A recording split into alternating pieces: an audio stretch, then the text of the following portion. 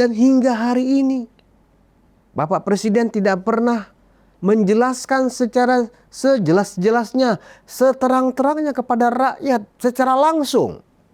Apa alasan Bapak Presiden memberikan hak amnesti dan abolisi kepada Hasto dan 1.000 lebih ya terpidana yang ada di penjara?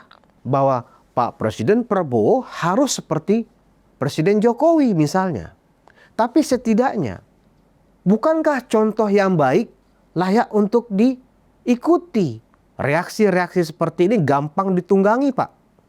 Apalagi kita hidup di era post-truth, di mana kebenaran bisa dimanipulasi dengan cara-cara yang canggih menjadi sebuah kebohongan.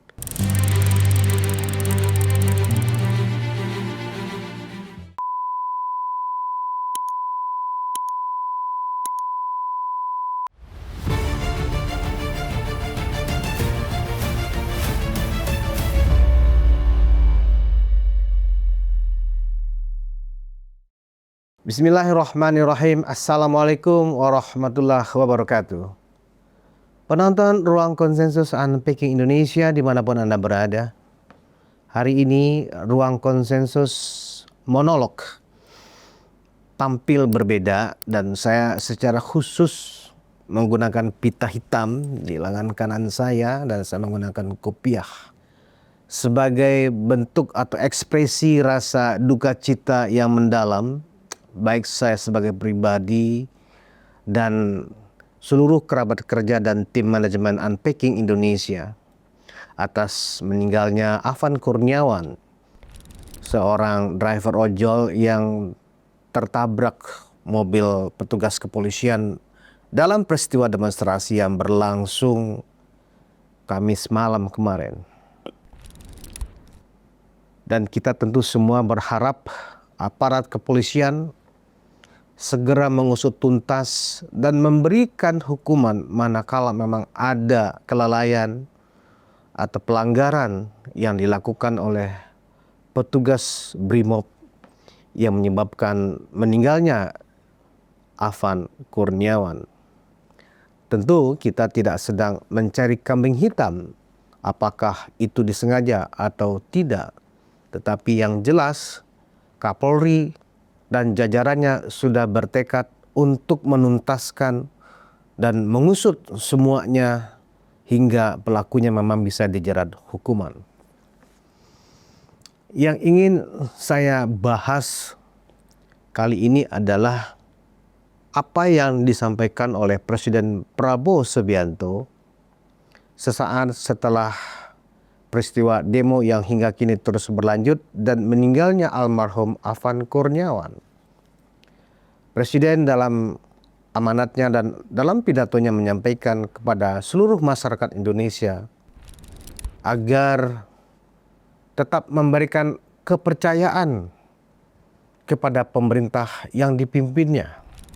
Presiden juga mengungkapkan bahwa pihak di luar sana, mungkin yang dimasukkan Presiden adalah pihak asing, sedang berusaha untuk terus melemahkan Indonesia dengan segala bentuk adu domba barangkali, atau dengan hal-hal yang memungkinkan tidak solidnya pemerintah bersama rakyatnya. Itu kira-kira pesan yang disampaikan Presiden ya, agar suasana kondusif di dalam negeri bisa tercipta. Dalam perspektif saya, gejolak dan gelombang aksi yang berlangsung dari tanggal 25 Agustus kemarin, kemudian berlanjut tanggal 28 Agustus, itu sebenarnya adalah akumulasi dari protes, keluhan, tuntutan masyarakat, bukan saja kepada pemerintah tetapi kepada DPR, atau secara keseluruhan itu adalah bentuk ya ketidaksukaan masyarakat atas perilaku elit politik secara keseluruhan. Kita tahu bahwa pemerintah saat ini didukung oleh Koalisi Indonesia Maju yang mayoritas ada di parlemen sana. Koalisi Indonesia Maju dipimpin oleh Ketua Umum Partai Gerindra yang notabene itu adalah Presiden Prabowo Subianto. Dan di dalam kabinet sendiri memang Kim yang mewakili dari partai-partai yang mendukung pemerintah. Ada 8 partai besar. 1 PDIP tidak ada dalam kabinet, tetapi memberikan dukungan atau mengatakan sebagai penyeimbang. Nah, kalau kita simak pernyataan Presiden agar masyarakat tetap memberikan kepercayaan kepada pemerintah yang dipimpinnya, saya pikir itulah pernyataan yang normatif dan rakyat pasti memakluminya. Namun demikian, memberikan kepercayaan kepada pemerintah tentu harus dibarengi dengan perilaku-perilaku, keputusan-keputusan dan kebijakan-kebijakan pemerintah yang pro rakyat, pro demokrasi, pro pada supremasi hukum. Tidak mungkin kepercayaan dari rakyat hanya dilakukan hanya dengan meminta kepada rakyat. Presiden harus menunjukkan bukti-bukti yang konkret bahwa memang pemerintah layak untuk mendapatkan kepercayaan dari masyarakat.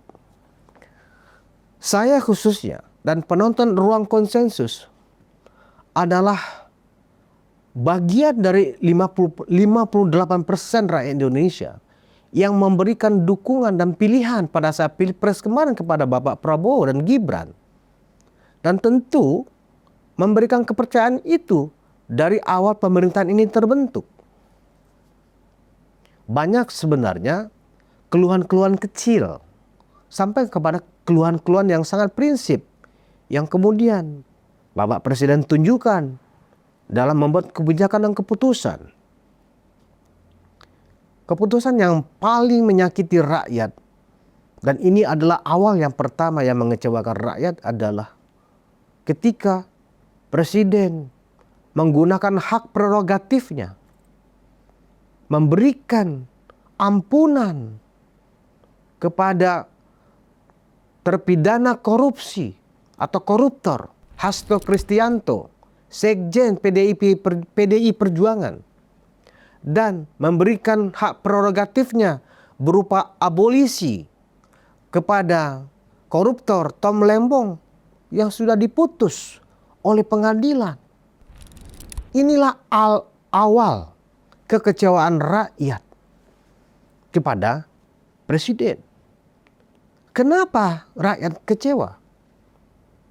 Karena pada saat awal pidato Bapak saat pelantikan, bahkan pada saat musim kampanye, bahkan di banyak kegiatan Bapak selama memimpin menjadi presiden, bahkan dalam pidato-pidato pada saat retreat di Magelang, Bapak menyatakan sikap yang luar biasa yang menyemangati rakyat bahwa tidak ada kompromi kepada koruptor.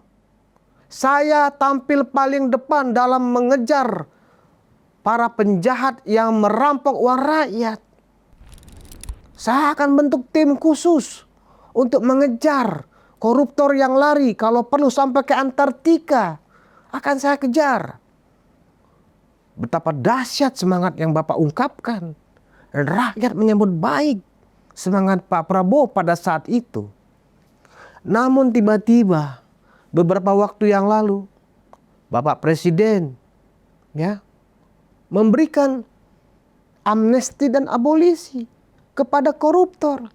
Sesuatu yang tidak lazim. Sesuatu yang secara moralitas menurunkan dan bisa saja menghapus legitimasi moral Bapak sebagai presiden. Koruptor adalah musuh negara. Itu yang Bapak sampaikan berulang kali kepada masyarakat lewat pidato-pidato yang menggelegar. Tapi tiba-tiba Bapak berdamai dengan koruptor. Dan hingga hari ini Bapak Presiden tidak pernah menjelaskan secara sejelas-jelasnya, seterang-terangnya kepada rakyat secara langsung. Apa alasan Bapak Presiden memberikan hak amnesti dan abolisi kepada Hasto dan 1.000 lebih ya terpidana yang ada di penjara. Bahkan banyak di antara mereka ya, di antaranya adalah orang yang telah melakukan hinaan dan fitnah kepada Presiden ke-7 Republik Indonesia Joko Widodo, yang orang yang menempatkan Bapak, yang mendukung Bapak ada di kursi kepresidenan saat ini. Ini jelas melukai, Pak. Kemudian rentetan-rentetan berikutnya, Bapak memberikan semacam dukungan kepada mitra Bapak di parlemen, berbagai insentif dan tunjangan yang secara moral mengejutkan masyarakat yang hidup di bawah kemiskinan, yang susah mencari pekerjaan, yang banyak anaknya tidak sanggup menyelesaikan sekolah karena kurang biaya. Bapak memberikan fasilitas dan insentif kepada mitra Bapak di parlemen. Dan mereka meresponnya dengan gegap gempita, dengan berjoget-joget. Dan terlihat juga Bapak ikut tersenyum dan bergoyang. Ini termasuk hal-hal yang melukai hati rakyat. Dan ketika para teman-teman koalisi Indonesia Maju yang menjadi mitra Bapak di parlemen memberikan kalimat-kalimat yang melukai hati rakyat, seperti yang disampaikan oleh Ahmad Saroni yang mengomentari protes dari masyarakat, sebaiknya DPR dibubarkan saja. Saroni mengatakan bahwa netizen, masyarakat yang meminta DPR dibubarkan saja, ya, itu adalah orang tolol. Apakah itu pantas seorang wakil rakyat mentolol-tololkan tuannya sendiri? Dan Bapak membiarkan itu. Walaupun itu bukan partai dari Pak Presiden, karena Syahroni adalah partai Nasdem. Tetapi setidaknya secara moralitas, Pak Presiden bisa menelpon Ketua Umum Nasdem, Surya Paloh, untuk menertibkan anggotanya. Begitu juga ketika Eko Patrio, Uya-Kuya, yang sudah jelas-jelas membuat rakyat marah, membalas ketersinggungan masyarakat dengan membuat video-video baru. Ya, mereka berjoget-joget bersama-sama menggunakan jaket partainya. Ini jelas seolah-olah menantang masyarakat. Ini jelas tidak baik dan benar-benar membuat kecewa masyarakat. Lantas, pada saat isu dan ajakan demo tanggal 25 Agustus kemarin mulai ramai di media sosial, Ketua DPR dari PDI Perjuangan, Puan Maharani mengatakan DPR terbuka untuk aspirasi rakyat, silakan datang, kami terbuka. Tetapi faktanya apa? Puan berbohong. Pada saat demo, gedung DPR terkunci rapat dengan berlapis-lapis penjaganya. Bahkan gerbang pintu belakang DPR oleh Pamdal, pengamanan dalam DPR, sengaja dilumurin oli bekas. Agar apa? Agar pendemo tidak bisa mendekat, karena mereka tidak mau memegang oli bekas. Tentunya. Apakah ini elit yang layak dipercaya? Elit yang layak dihormati? Ya, wakil rakyat yang ketika musim pemilu mengemis suara rakyat, justru ketika mereka sudah ada di kursi empuk kekuasaan, membelakangi rakyat dengan sadis, dengan penuh hinaan. Saya pikir Pak Prabowo, cara Bapak untuk kembali meraih kepercayaan rakyat tidak hanya dengan ungkapan pidato, Pak. Bapak harus menunjukkan ya berupa tindakan, sikap dan perbuatan. Misalnya, kalau toh memang hak prerogatif itu tidak bisa dianulir, setidaknya Bapak Presiden secara gentleman memberikan penjelasan. Apa alasan Bapak memberikan hak amnesti, memberikan hak abolisi itu kepada 2 orang koruptor. Bapak juga harus menjelaskan kenapa mitra Bapak di parlemen itu di tengah kesulitan rakyat memberikan kesejahteraan yang jauh yang dimiliki oleh rakyat. Bayangkan Pak, 3 juta satu hari itu adalah uang rumah yang harus didapatkan oleh anggota DPR. Sementara upah minimum provinsi ya yang rata-rata di seluruh Indonesia ada di angka 3 juta rupiah diterima sekarang oleh 107 juta masyarakat Indonesia, kurang dari 3 juta satu bulan. Sementara 3 juta itu per hari. Apakah ini keadilan yang Bapak ingin bawakan kepada rakyat Indonesia? Keadilan seperti apa Pak Presiden? Mungkin Bapak lupa karena Bapak jarang turun ke bawah. Bapak tidak menggunakan kesempatan Bapak sebagai kepala pemerintahan untuk langsung berkunjung ke rakyat, berkantor di tengah rakyat, mendengarkan aspirasi rakyat.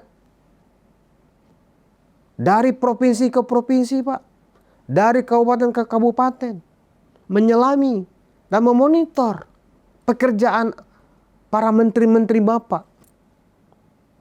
Saya tidak sedang ingin menyamakan bahwa Pak Presiden Prabowo harus seperti Presiden Jokowi misalnya. Tapi setidaknya, bukankah contoh yang baik layak untuk diikuti? Daripada sekedar hanya, oh ini gayaku. Itu bukan gayaku yang seperti itu. Bukankah menjadi seorang pemimpin, ya, bukan semata-mata hanya kepentingan ini gayaku, itu gayamu. Yang harus diperhatikan adalah mana gaya kepemimpinan yang disukai rakyat, yang mensejahterakan rakyat, yang membuat rakyat merasa damai, yang membuat rakyat merasa diperhatikan. Bukan hanya sekedar janji-janji di podium Pak Presiden. Ini tentu sangat kita sayangkan. Kami khawatir jika situasi ini tidak berubah dari hari ke hari, bulan ke bulan ke depannya. Indonesia seperti yang pernah Bapak sampaikan dulu. 2030 Indonesia punah. Kami khawatir Pak, omongan itu menjadi kenyataan jika situasi tidak berubah. Jika Bapak tidak segera melakukan evaluasi. Bapak sebaiknya segera melakukan renungan yang mendalam.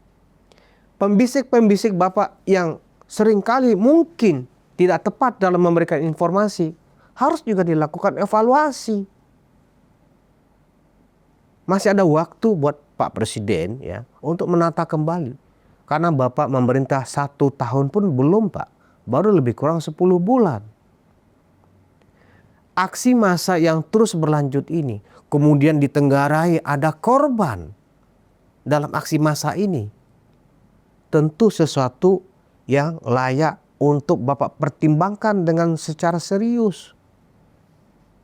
Apakah Bapak berharap akan ada korban-korban berikutnya? Ketika ada korban seperti almarhum Afwan Kurniawan, tentu tidak semua orang menginginkan itu terjadi. Tetapi manakala ini terjadi, harusnya segera ada evaluasi.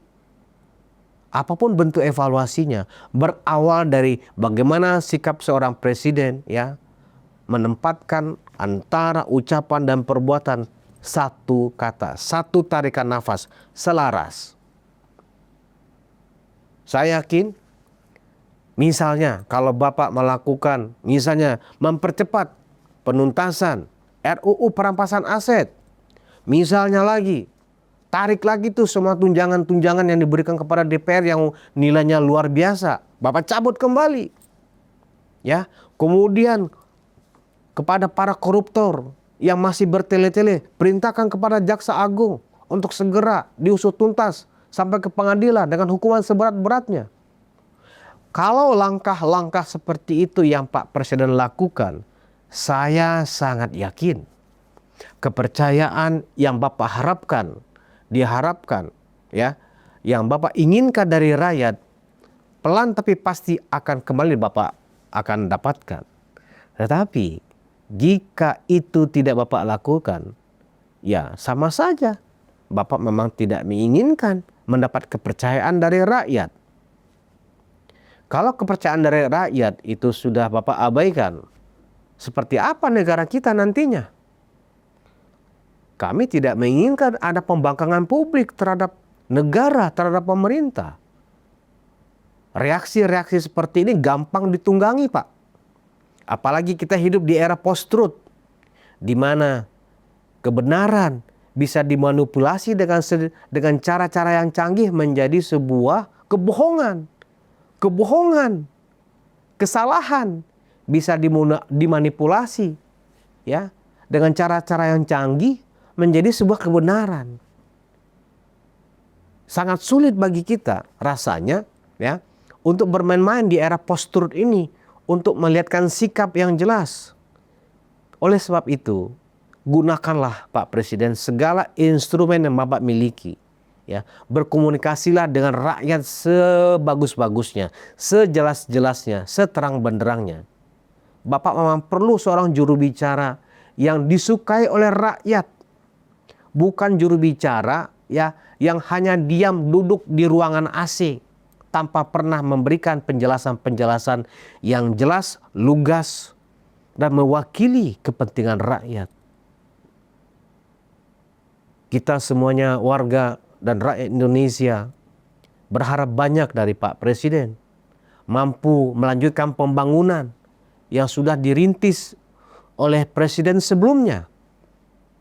Bagaimana caranya kita bisa ya menuju Indonesia emas ketika 10 bulan Pak Presiden menjalankan tugasnya sebagai kepala negara dan kepala pemerintahan, situasi ekonomi kita semakin tidak baik.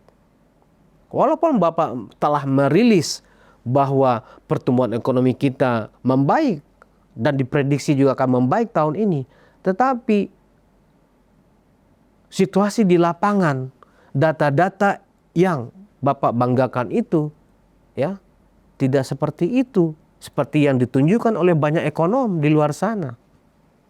Tentu kita berharap semuanya adalah kejujuran.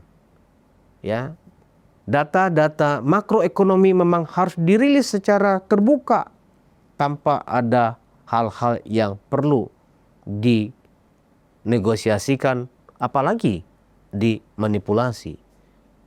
Artinya banyak PR Pak Presiden untuk kembali meraih kepercayaan rakyat. Kepercayaan rakyat itu gampang, Pak. Tidak dengan pidato, tapi dengan tindakan nyata.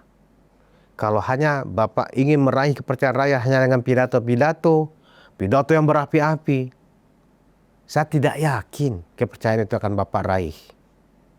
Saya mohon maaf kepada Bapak Presiden jikalau apa yang saya ungkapkan ini ya membuat Bapak tersinggung ataupun marah. Tapi tidak ada niat dari hati kecil saya pun untuk menggurui Bapak Presiden. Yang saya lakukan ini adalah bentuk kecintaan saya kepada Bapak Presiden dan kepada Republik ini. Supaya kiranya sampai 2029 Bapak mampu melaksanakan tugas sebagai Presiden Republik Indonesia dengan seluruh-seluruhnya, dengan sebaik-baiknya. Bapak berulang kali mengatakan, saya mendapatkan mandat rakyat. Please Pak, gunakan mandat yang kami berikan ya benar-benar tulus untuk rakyat, bukan untuk para elit yang tidak menghargai rakyatnya sendiri, bukan kepada politisi-politisi yang ada di parlemen yang sombong, jumawa dan arogan kepada rakyatnya. Demikian monolog ruang konsensus kali ini kepada keluarga Afan Kurniawan ya. kami menyampaikan belasungkawa sekali lagi, tetap kuat dan sabar. Semoga Tuhan yang Maha Kuasa melimpahi rahmat dan kebesarannya ya kepada kita yang ditinggalkan. Wassalamualaikum warahmatullahi wabarakatuh.